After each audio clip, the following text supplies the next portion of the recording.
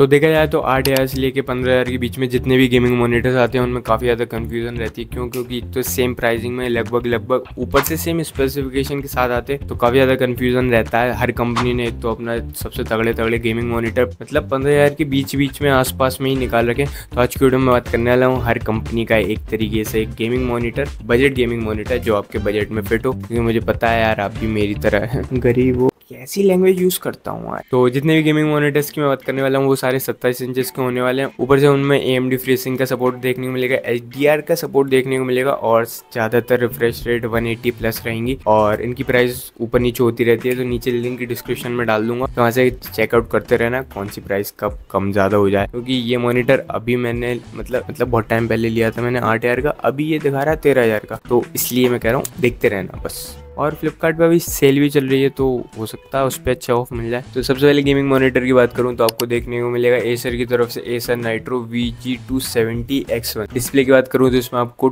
27 inches की IPS full HD display देखने को मिलती है। वहीं इसमें आपको रिफ्रेश रेट की बात करूँ तो 200 हर्ट्ज की रिफ्रेश रेट के साथ इसमें 0.5 मिली सेकेंड का रिस्पॉन्स टाइम। अगर आप वेलोरेंट वगैरह खेलते हो तो फिर तो मतलब ऐसे तुरंत। और इसमें मतलब 99% sRGB डिस्प्ले के साथ इसमें आपको HDR10 का सपोर्ट देखने को मिलता है। और बिल्ट इन स्टूडियो स्पीकर्स देखने को मिलते हैं, लेकिन वो कुछ ज़्यादा काम के नहीं है, मतलब काम चल जाएगा, मतलब सुन सकते हो, लेकिन वो ही है। इसमें आपको 2 HDMI के पोर्ट देखने को मिलते हैं और एक DP पोर्ट देखने को मिलता है। तो ये जनरली मतलब एक तरीके से सबसे हाई प्राइसिंग में भी आपको देखने को मिलेगा 15,000 के नीचे, लेकिन कोई ज़्यादा मतलब ऐसा नहीं कि 20-25 को। जिनको भी मतलब कलर एक्यूरेसी वाले जितने भी काम है या फिर जो FPS वाले गेम खेलते हैं, कॉम्पी वगैरह गेम्स वगैरह, तो उनके लिए तो परफेक्ट है। मतलब पहले ऑप्शन देख लो और बस वीडियो को छोड़ दो, नहीं वीडियो को मत छोड़ना। तो अगले गेमिंग मॉनिटर की बात करूं तो वो काफी ज्यादा तगड़ा दिखता है दिखने में। MSI की तरफ से मैग 275F की भी डिस्प्ले सेम आपको 27 इंचेस की, जैसे कि मैं बता चुका हूं सभी 27 इंचेस के।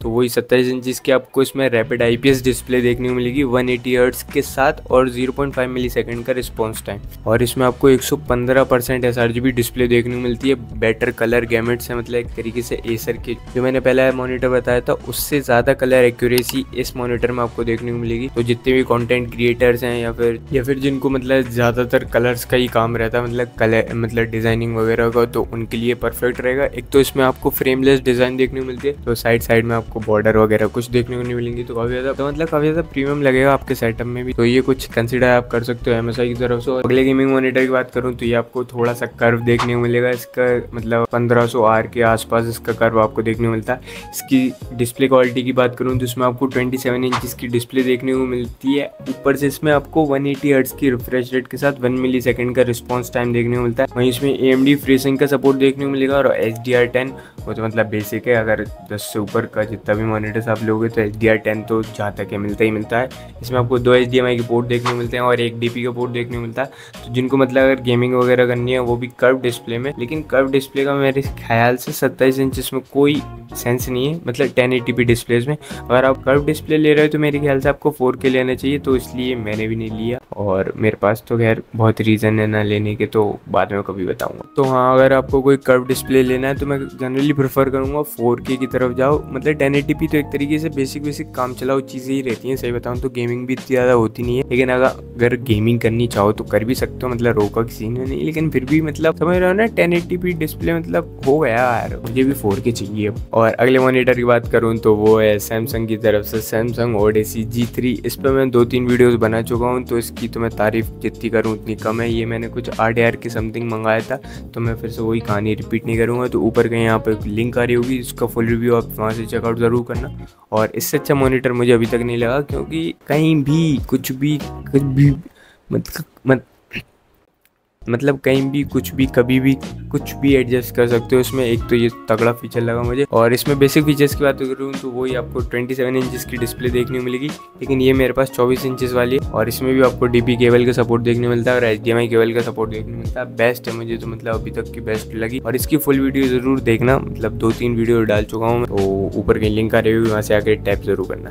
और लास्ट मॉनिटर की बात करूँ तो वो आपको देखने को मिलेगा डेल की तरफ से डेल SE272 5HG। ये इसका पूरा बड़ा सा नाम है, छोटे में इसको डेल बोल सकते हो आप। और इसकी मतलब एक तरीके से डिस्प्ले क्वालिटी की बात करूँ तो वही आपको 27 इंचेस की फुल HD डिस्प्ले देखने को मिलेगी। इसमें आपको 200 इसमें आपको 200 हर्ट्ज की रिफ्रेश रेट के साथ साथ इसमें आपको 1 मिली सेकेंड का रिस्पॉन्स टाइम देखने को मिलेगा। वहीं इसमें आपको HDR10 का सपोर्ट देखने को मिलेगा। इसमें 99% sRGB डिस्प्ले आपको देखने को मिलती है। और इसमें ब्राइटनेस की बात करूँ तो 300 निट्स के आसपास इसकी ब्राइटनेस है। और इसमें आपको 2 HDMI के पोर्ट्स देखने को मिलते हैं, 1 DP का पोर्ट देखने को मिलता है। तो डेल की क्वालिटी तो जैसे कि सब लोग जानते हैं एक तरीके से, मतलब अगर मैं टोटल ऑल ओवर बात करूं तो क्वालिटी वाइज तो डेल सबसे आगे है अभी भी। मतलब क्या मॉनिटर्स वगैरह, मतलब कोई भी चीज़ ले लो उनकी बहुत ही रिजिड, मतलब ऐसा लगता है कि टोयोटा जैसे चलते रहेंगे। तो सबसे पहले बात करूं अगर सबसे बेस्ट है कॉम्पिटिटिव गेमिंग के लिए तो वो आपको देखने को मिलेगा एसर की तरफ से एसर नाइट्रो VG270। इसमें आपको 200 हर्ट्ज की रिफ्रेश रेट के साथ 0.5 का मिली सेकेंड का आपको रिस्पॉन्स टाइम देखने को मिलता है। तो वो बेस्ट रहेगा एक तरीके से, मतलब बेस्ट कलर। और एडिटिंग पर्पज से बात करूँ तो आपको एक तरीके से MSI का लेना चाहिए। उसमें तो काफ़ी ज़्यादा बेजल्स वगैरह, फ्रेम वगैरह नहीं है, तो काफ़ी प्रीमियम ही फील होता है। ऊपर से उसमें आपको कलर गैमेट्स सबसे ज़्यादा देखने को मिलते हैं इन 5 में से।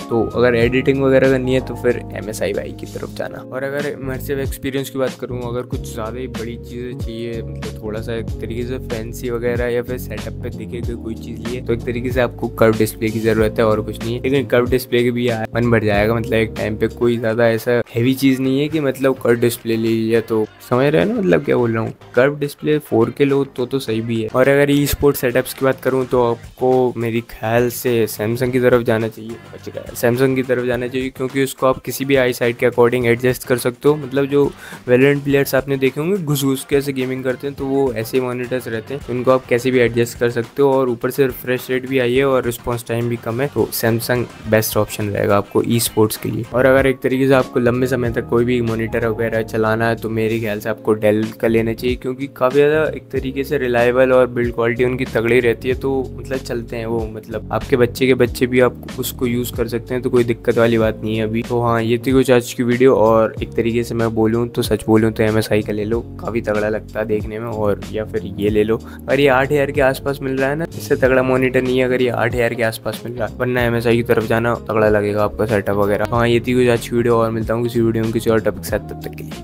बाय। ओके, तो खत्म है, गुड नाइट।